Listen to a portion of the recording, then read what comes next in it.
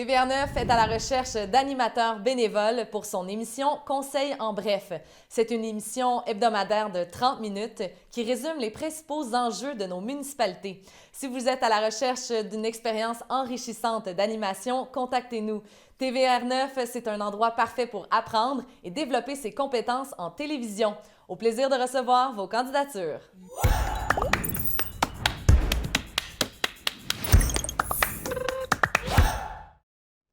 Que 2022 vous apporte la santé, la joie et la réalisation de vos désirs les plus chers. Et pour commencer cette nouvelle année dans la vallée, nos invités sont M. Claude de Varenne du Centre communautaire L'Entraide Plus, intervenant auprès de la population masculine vieillissante de la vallée du Richelieu, M. Réal Fortin, historien et auteur, qui vient nous présenter son plus récent livre. Enfin, Manon nous propose des activités qui vous tiendront le cœur au chaud malgré le froid de janvier. Restez avec nous. Dans la vallée, TVA9 qui parle de nous. Dans la vallée, TVA9, c'est nous. Dans la vallée.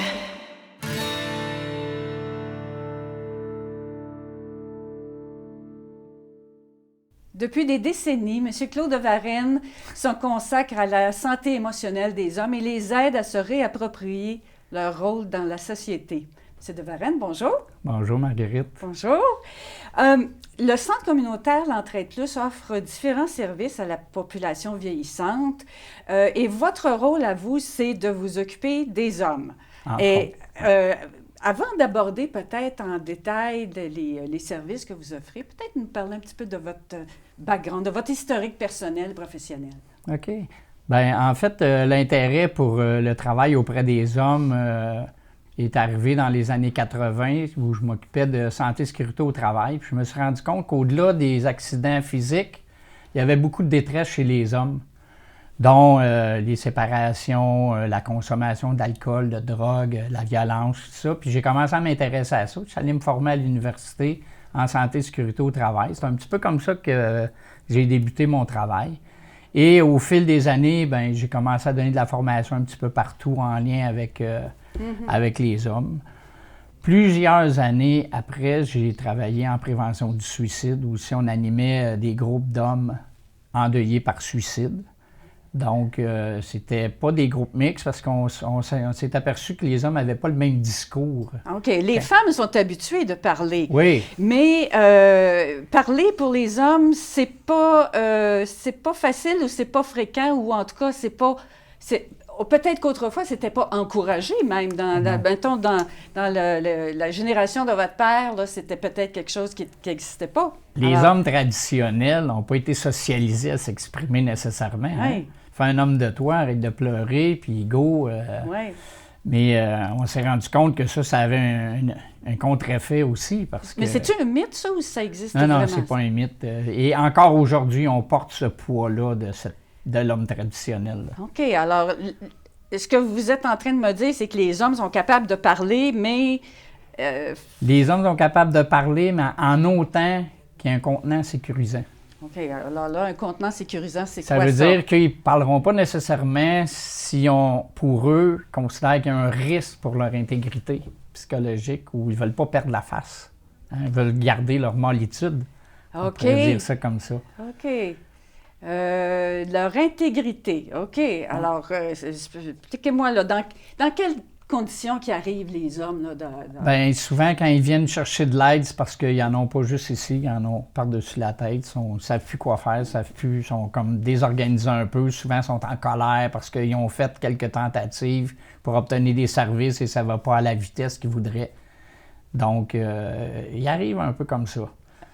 Au bout du rouleau. Au bout du rouleau. Puis quand on parle des proches aidants d'aînés, bien souvent ils sont épuisés, ils sont rendus à la limite, puis ils ont attendu longtemps avant de demander de l'aide, hein, parce qu'ils ne veulent pas perdre la face, puis ils veulent pas se mettre en position de vulnérabilité à demander de l'aide. Hein. Ils n'ont pas été socialisés, donc c'est parce difficile. que il y a demandé de l'aide d'un côté, puis il y a de l'autre côté.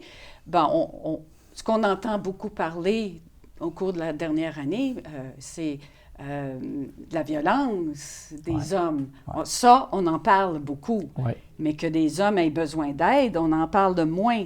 Ouais. Donc, il faut... ça prend un gros travail. Là. Et là, vous avez parlé de proches aidants. Alors, déjà, à l'Entraide Plus, vous animez des groupes de discussion ou des groupes de soutien? J'ai un groupe de soutien pour des personnes endeuillées. J'ai un groupe de formation pour être proche aidant. Donc, aller chercher des stratégies, justement, pas se ramasser en état d'épuisement, puis être au bout de la ligne. Puis on sait très bien que depuis les 2 dernières années, avoir de l'aide dans les organisations, c'est difficile et c'est long. Il y a des listes d'attente. Donc, on offre ces services-là. J'ai démarré aussi pour janvier 2022 un groupe d'hommes. OK. Mais là, on parlait de proches aidants masculins. Oui. Et ça, les hommes, est-ce que c'est dans leur nature d'aider, de prendre soin, Ben d'accompagner, oui. tout Absolument. ça? OK. Absolument, mais c'est sûr que la forme d'aide qu'ils offrent, c'est pas comme celle que les femmes offrent. OK, alors... C'est plus mécanique, c'est plus je vous écoute, s'occuper là. de la maison, s'occuper des travaux. Bon, quelques-uns vont faire les menus travaux dans la maison, le ménage, lavage, etc. Mais pour la majorité, aller reconduire, faire des réparations, c'est plus de cet ordre-là. OK. Donc, ils ont besoin C'est de... moins l'aspect psychologique, je pourrais dire. Ouais. Ils sont moins à l'aise avec ça, là. Et vous allez les aider à trouver des ressources? Bien, on les aide à trouver, l'entraide les aide à trouver des ressources aussi, mais moi, dans ce que je m'occupe, ça va être principalement de les aider justement à s'exprimer, puis comprendre la réalité de la personne qu'ils supportent aussi. Donc, c'est leur offrir des outils, puis leur offrir un lieu où on parle entre gars, on parle entre hommes, d'affaires d'hommes. Fait que c'est pas menaçant parce qu'on crée un contenant sécurisant justement où ils peuvent s'exprimer. Parce que j'ai été dans beaucoup de groupes d'hommes dans ma vie et les hommes sont capables de s'exprimer, sont capables de pleurer, sont capables de manifester leur vulnérabilité, de l'exprimer, mais en autant que ce soit dans un cadre non menaçant. Et là aussi, vous avez parlé de personnes endeuillées. Ouais. Accompagnement au deuil, c'est quelque chose. Oui, c'est c'est ça? un peu selon la méthode de Montbourquette. J'ai été formé à la maison Montbourquette et j'ai suivi un programme de 2e cycle en études sur la mort aussi. Fait que, mais avec les hommes, c'est particulier parce que j'ai travaillé une 15aine d'années en prévention du suicide aussi. On animait des groupes d'hommes endeuillés. Et quand c'était des groupes mixtes, on observait que les hommes ne disaient pas tout le temps les mêmes choses. Et protégeaient un peu, ils ont eu un rôle de protecteur, principalement l'homme traditionnel. Puis là, on s'est rendu compte que quand ils étaient juste entre eux, c'était pas le même discours. OK.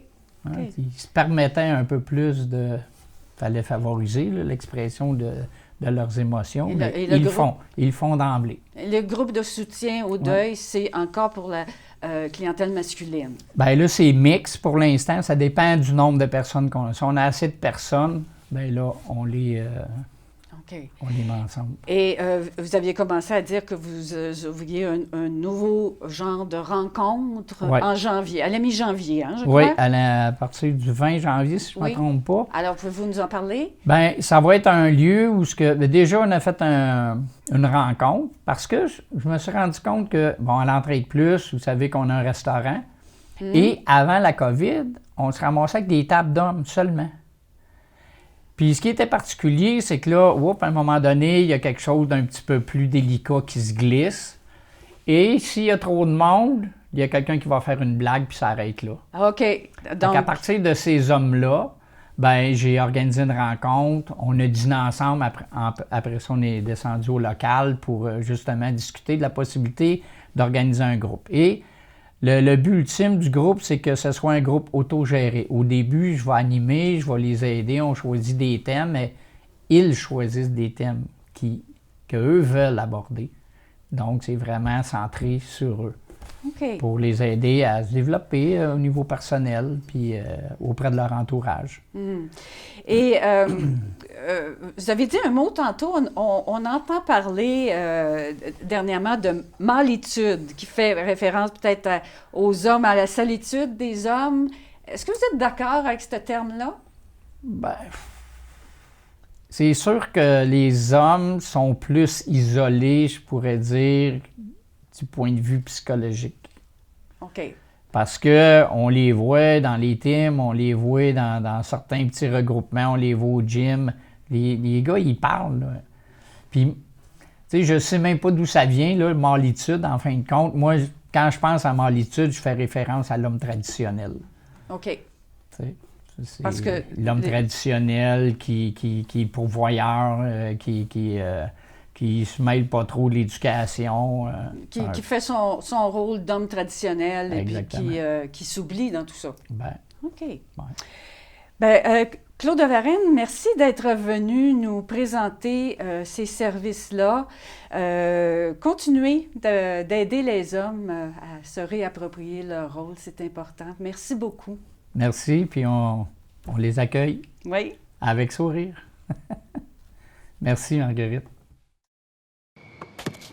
Bouge comme tu veux. Joue au basket. Joue au tennis. Fais de la course.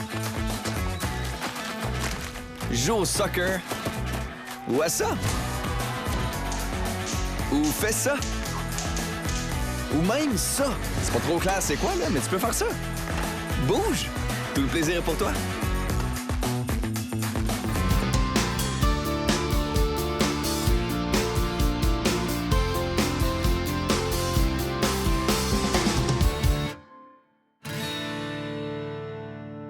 Mon prochain invité a une trentaine de publications à son actif. Il est aussi conférencier, chroniqueur et cofondateur du Musée du Haut-Richelieu. Monsieur Fortin, bonjour et bienvenue à TVR9. Bonjour.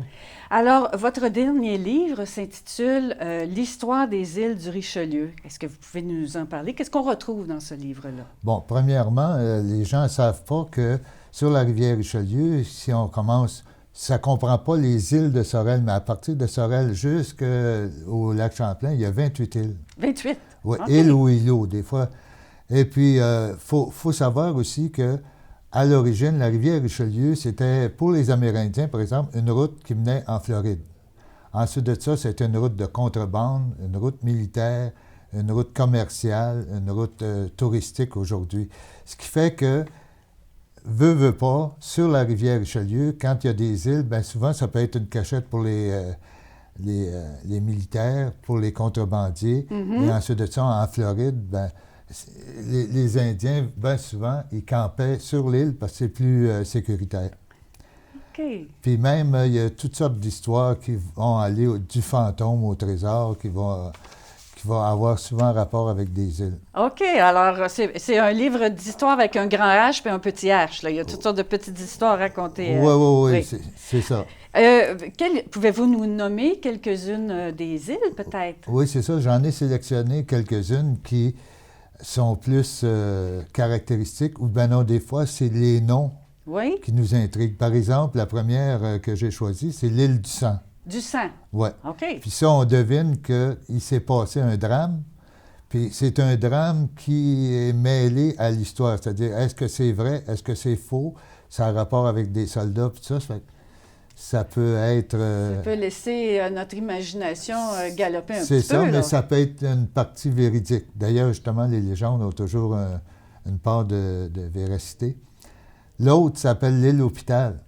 Ah, Là aussi, hein? oui. Qu'est-ce qui s'est passé sur l'île de l'Hôpital? C'est que les envahisseurs britanniques, puis un peu plus tard, c'était les Américains, ils étaient postés sur l'île aux Noix et il y a des gens qui mouraient plus de la petite vérole, puis ça, ils ont décidé de les envoyer sur une île en isolement, puis il y en a plusieurs qui sont morts. Ça s'est appelé l'île de l'Hôpital suite à ça. Parce qu'ils partaient d'une île pour aller comme se faire soigner ou Ouais, pas. soigner ou mourir, Ou parce mourir. qu'il n'y avait pas tellement de chances de s'en sortir. L'île aux Têtes, une autre île qui a un nom assez spécial. Ça, c'est... au départ, l'île aux Têtes, c'était un drame avec les Amérindiens. Là. Il s'est passé quelque chose, là... Oh, pas joyeux, je pense. C'est ça. Puis plus tard, les militaires ont fait un petit poste pour empêcher les Américains de venir. Et puis, il y a une histoire que j'ai aimée beaucoup. C'est une dame de la noblesse sous le régime français qui a vécu là tout seul. Toute seule sur son île. C'est ça. Et puis, dans mes recherches, j'ai vu que c'était peut-être pour vivre une aventure avec un amant, OK. parce qu'elle était mariée, elle. Elle était OK. On va dire mal mariée, par exemple. OK. Et sur cette même île, en plus de ça, c'est entouré de toute une quantité d'épaves. Ça veut dire que, d'ailleurs, il y a plusieurs plongeurs qui viennent l'été pour essayer de voir les épaves qu'il y a. Là. Il y en a 5, 6, je ne me souviens pas du nom. Autour de la même île ou Oui, dans le Richelieu? Oui, c'est toujours cette même île. OK. Qui, d'ailleurs, le nom, quand les Anglais sont venus, ils ont changé le nom, ils ont appelé ça l'île H, A-S-H. Ça veut dire, c'est une sorte d'arbre, je pense que c'est un, en tout cas, je sais plus tôt, là, mais c'est une sorte d'arbre. L'île aux Noix, Bon. c'est une autre île. Ça, ce qu'on ne sait pas, c'est que le dernier combat de l'histoire de la Nouvelle-France a eu lieu à l'île aux Noix. Le dernier combat. Ouais. OK, qui engageait les Anglais contre les Français. Mhm. Et puis finalement, les Français qui étaient sur l'île, à un moment donné, il n'y avait plus de nourriture. Ils se sont volatilisés, ils sont disparus durant la nuit. Et puis, évidemment, ils étaient obligés de se rendre là, parce qu'il n'y avait plus de nourriture. Bien, ils ne se sont pas rendus, ils se sont sauvés. Puis, durant la nuit, ce qui fait que les Anglais ne les ont pas vus. OK. L'île aux Noix, d'ailleurs, où des patriotes ont été arrêtés tout autour, puis ils les ont enfermés dans l'île aux Noix comme telle. Puis, il paraîtrait que c'était des conditions épouvantables. On peut imaginer, oui. Il y a l'île Fryer, par exemple, qui était à l'origine une pointe, puis c'est devenu, quand ils ont fait le canal, c'est devenu une île.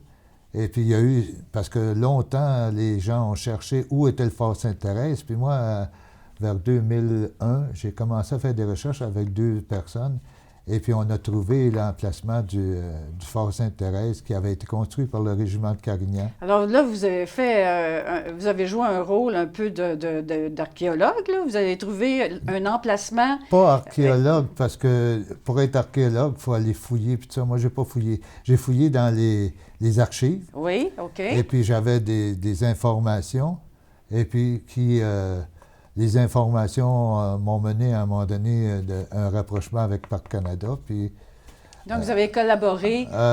très, très collaboré. J'ai même écrit un livre sur l'histoire. Ça fait partie de l'emplacement. vos publications, ça. Oui, c'est ça. OK. Et c'est où exactement l'île Sainte-Thérèse? Bien, c'est-à-dire que c'est pas l'île Sainte-Thérèse, hein, c'est l'île Fryer. L'île Sainte-Thérèse, on va dire, c'est à mi-chemin entre Chambly et Saint-Jean. OK.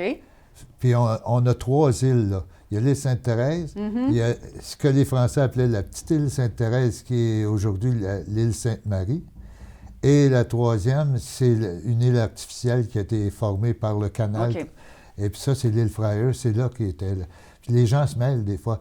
Si l'île Sainte-Thérèse s'appelle Sainte-Thérèse, c'est à cause du fort et non fort pas le Sainte-Thérèse contraire. qui était sur une autre île. C'est ça. OK. OK. Il y a également les îles Saint-Jean en face du fort Chambly. Il y a tout un chapelet d'îles, là. Et puis, durant la Révolution américaine, à un moment donné, il y a une équipe française qui vivait aux États-Unis. On a demandé de transporter du matériel d'imprimerie. Et chacune de ces îles-là, avec toutes les histoires qu'elles ont engendrées, ça a engendré aussi des fois des légendes entre le vrai, les faits véridiques et l'imagination. Alors, est-ce que vous avez des légendes à nous raconter? Oui, il y en a plusieurs, parce que plusieurs îles... en fait, je voudrais dire peut-être une chose importante avant, là. C'est le barrage de Saint-Ours a fait lever le niveau de la rivière de 2,1 mètres, ce qui fait que ça a changé beaucoup l'histoire OK. l'histoire des îles. Puis bien souvent, une grande île est devenue toute petite, même un îlot. À cause de ça, OK. OK, bien, je vais vous en raconter une, entre autres, qui est assez courte, là. Oui. C'est l'histoire du pianiste fantôme. Ça se situe sur l'île Larue, qui est entre Saint-Denis et Saint-Antoine. Et l'île était assez grande à un moment donné, puis il y avait comme un chalet. Puis les gens qui vivaient là vivaient à part, c'est-à-dire qu'il n'y avait aucun contact avec les gens de chaque côté de la rivière, là. Et puis, à un moment donné, il y a une personne qui est allée, puis là, il aurait rencontré le couple qui vivait là, puis il y avait une femme qui jouait très, très bien du piano. Il a réussi à l'entendre, puis il disait que c'était des pièces souvent tristes qu'elle jouait. Puis, à un moment donné, on ne sait pas la cause. C'est soit les glaces, la fonte des glaces, ou un incendie qui a fait que le chalet est disparu. Là, on ne sait pas s'il y avait des gens en dedans ou pas. Mais une chose est certaine, paraîtrait que les gens de Saint-Antoine disaient qu'ils allaient parfois le soir et qu'ils entendaient encore la pianiste jouer. Oh! Et ça, c'est près de Saint-Antoine. Oui, c'est ça, entre Saint-Antoine et Saint-Denis, mais les gens de Saint-Antoine, surtout, qui l'entendaient. OK. Et dans votre livre, en plus de faits historiques et géographiques et de légendes, on retrouve aussi des faits environnementaux. Donc, il y a des espèces qui sont protégées. Vous en parlez dans votre livre. Oui, c'est ça. Disons, comme j'ai parlé du barrage de Saint-Ours, à l'origine, les poissons réussissaient à monter puis se rendre. Puis les deux espèces, là, c'était évidemment le chevalier cuivré et puis tout les ça a anguilles. changé avec les années. Hein? Oh. Alors, on invite tout le monde à se procurer votre livre qui s'intitule « L'histoire des îles du Richelieu ». C'est disponible dans les librairies. Ouais. Et merci, M. Fortin, d'être venu nous mettre l'eau à la bouche pour votre livre. Merci. Ça m'a fait plaisir.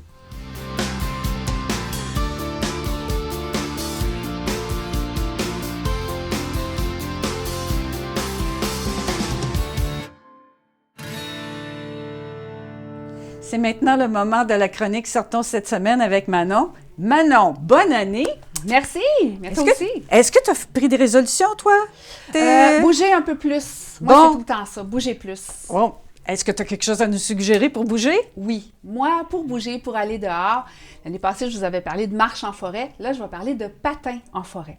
Moi, patiner dans une forêt, je trouve que c'est toute la différence. Et il y a un endroit pour ça qui s'appelle les Sentiers glacés du Centre de plein air Ronald-Beauregard. C'est à Saint-Jean-sur-Richelieu. C'est des sentiers, tout simplement, où tu peux te promener. C'est ouvert à tous les jours, même dans la période des fêtes, dans les congés scolaires. Ils sont là tout le temps. C'est, voilà, c'est ça, j'aime ça aller là. Et aussi, mon chouchou depuis 20 ans déjà, j'allais là quand mes enfants étaient tout petits, ça s'appelle le domaine de la forêt perdue. C'est un peu plus loin, mais on a le temps, on est en vacances encore. Le domaine de la forêt perdue, c'est 15 km de sentiers en labyrinthe où on se promène et il y a aussi des petites fermettes d'animaux. Il y a toutes sortes d'animaux, là, des lamas, toutes sortes de petites bêtes qui sont là. On se promène autour de ça. Il y a eu une collaboration avec Tourisme Mauricie où est-ce qu'ils mettent des spots de lumière partout dans les arbres parce qu'on peut patiner le soir en forêt aussi. Fait que c'est vraiment exceptionnel comme endroit. On peut se promener avec les enfants, on peut y aller en couple aussi. C'est pas nécessairement juste des enfants qui sont là. Et est-ce qu'il y a des installations, un restaurant, quelque chose? Oui, tout est là. On peut même dormir sur place. Il y a un petit resto sur place, mais on peut amener sa glacière avec notre lunch. Tu sais, c'est une activité quand même qui est le fun. Il faut savoir que dans le prix d'entrée, il inclut un produit du terroir à 9 $. Fait que, mettons, si c'est 20 $, ben, il y a un produit du terroir qu'on repart avec à la maison. Là. C'est une question de rentabiliser le truc comme ça. Fait que ça, c'est à Notre-Dame-du-Mont-Carmel. Ça vaut la peine d'y aller. Les enfants vont s'en rappeler longtemps. C'est vos moments en famille, Voilà. c'est ça. On peut chanter aussi, peut-être, pour faire de l'exercice? Oui. Ben en fait, on peut s'impliquer. Moi, je me disais ça aussi là, pour l'année qui s'en vient, s'impliquer dans quelque chose. Il y a la chorale à Chambly qui s'appelle Via Voce de Chambly. Mais c'est pas juste pour le monde de Chambly. Si tu avais envie d'aller chanter Marguerite, tu pourrais y aller. Ils sont en recrutement. Ils recommencent les répétitions à partir du 11 janvier, mais il y a toujours moyen d'y aller pour faire un tour puis voir un peu c'est comment. Côté porte ouverte en tout temps.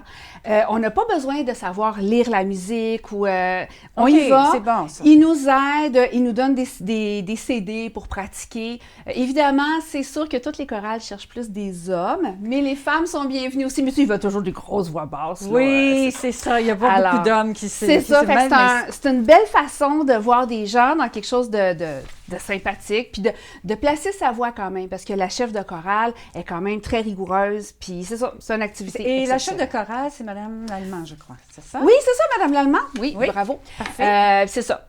Voilà. OK, alors on invite tout le monde à À venir s'impliquer. chanter. Oui, à s'impliquer. faire quelque chose, puis à Uh-huh. faire s'impliquer, puis C'est parce que des fois, le côté bénévolat, s'impliquer, on ne sait pas toujours vers quoi aller. Et moi, je me suis dit que là, je prends le temps pour de vrai de parler de notre belle télévision communautaire. Ben, pas communautaire!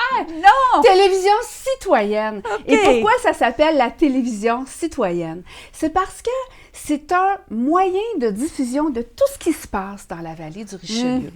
Moi, je me dis, on a une espèce de porte-voix hyper dynamique. À travers tous les projets qu'on a, que ce soit une nouvelle entreprise, que ce soit quelque chose qui se passe dans un village, tant que ça touche les gens autour de nous, TVR9 sont toujours prêtes à recevoir les gens en studio pour en parler ou prendre notre voix comme ça, puis nous, on peut en parler aussi, mais aussi on peut s'impliquer.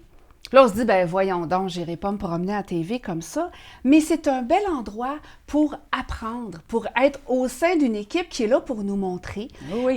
Ils veulent aussi, TVR9, la direction, ils veulent aussi s'impliquer avec les écoles secondaires. Là. Ils veulent aller rencontrer les gens. S'il y a des jeunes dans les écoles qui ont des idées, qui ont envie de créer une émission, ben venez voir le monde de TVR9, parlez-leur, partagez vos choses, puis peu importe le projet, tu sais, moi j'ai beaucoup d'amis artistes, puis je leur dis, envoyez-nous vos communiqués de presse. C'est beaucoup plus dynamique de passer ici que d'avoir un événement Facebook seulement en ligne. On peut en parler, puis on a le dynamisme d'avoir envie de le partager. L'idée, c'est de rejoindre les gens pour qu'ils viennent nous parler, Et qu'ils c'est viennent ça. s'impliquer Oui. et qu'ils viennent voir le travail qui est fait ici. Exactement, Ouais. exactement. Puis il y a tellement, tu sais, on parle autant des gens d'affaires que des milieux communautaires, que des artistes, que des spectacles. Il y a des émissions pour tout. Il y a même du yoga en ligne, G-Kong. Il y a tellement d'émissions. Puis il manque l'émission qui n'est pas arrivée encore, qu'on attend que quelqu'un va venir nous proposer. La prochaine, tu as toujours la meilleure, c'est ça. Oui, c'est ça. Et il y a aussi, tu voulais nous parler d'un nouveau magazine? Oui, en fait, ça s'appelle, c'est un site web que j'ai trouvé, que je trouve vraiment chouette, prendre le temps d'aller regarder ça pendant les fêtes, pendant le congé, ça s'appelle VIFA. VIFA, c'est Vie familiale. C'est un site qui est vraiment super bien fait, qui parle aux parents, qui touche la santé physique, psychologique des enfants avec des petits reportages, des articles bien Super. faits, qui donnent le goût de bouger. On va aller voir ça, Oui, c'est Manon. vraiment le fun, je te le dis. Parfait. VIFA, ça vaut la peine. OK, on va aller voir ça. Bonne année, Merci, Manon. toi aussi.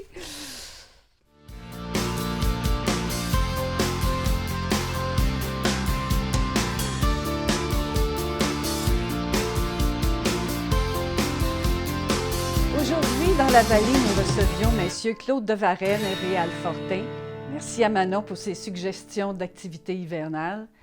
Que vous ayez des suggestions ou des commentaires au sujet de notre émission, n'hésitez pas à nous les faire parvenir par téléphone, courriel ou via notre page Facebook.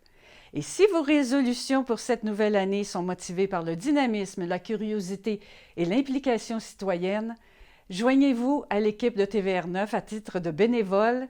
Nous avons besoin de vos talents, quels qu'ils soient. Dans la vallée, TVR9 qui parle de nous. Dans la vallée, TVR9, c'est nous. Dans la vallée.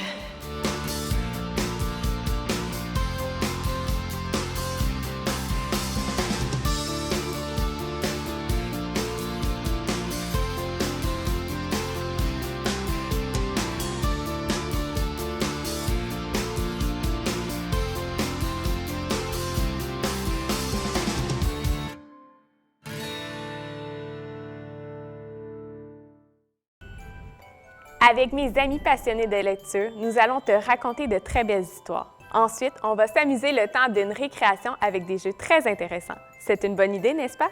Écouter des contes, s'amuser et rester en santé!